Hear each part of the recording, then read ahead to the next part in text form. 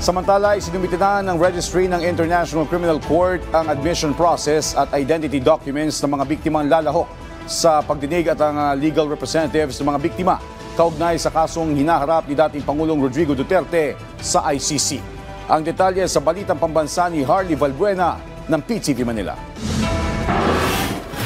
Nagsumiti na ang registry ng International Criminal Court ng proseso sa pagtukoy sa mga biktimang lalahok sa pagdinig kaugnay ng kasong Crimes Against Humanity ni dating Pangulong Rodrigo Duterte. Sa dokumentong inilabas ng ICC Pre-Trial Chamber, nakasaad na kabilang sa mga iprinisenta ay ang admission process, tatanggaping identity documents ng mga biktima at ang mga abogadong pagpipilian para tumayong kanilang legal representatives. Ipinaliwanag ni University of St. LaSalle College of Law Dean Ralph Sarmiento na isa itong mahalagang hakbang bago ang confirmation of charges hearing ni Duterte sa Setyembre. So it lays down the process, yung application, yung mga identification requirements and everything.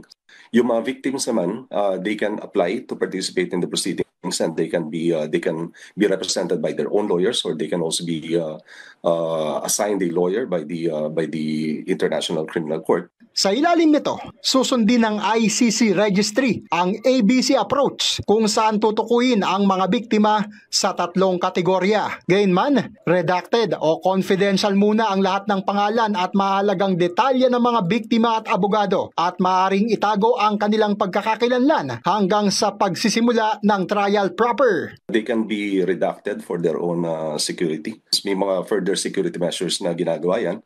For example, yung mga video, they can be distorted. May mga facial distortion. There can also be voice distortion.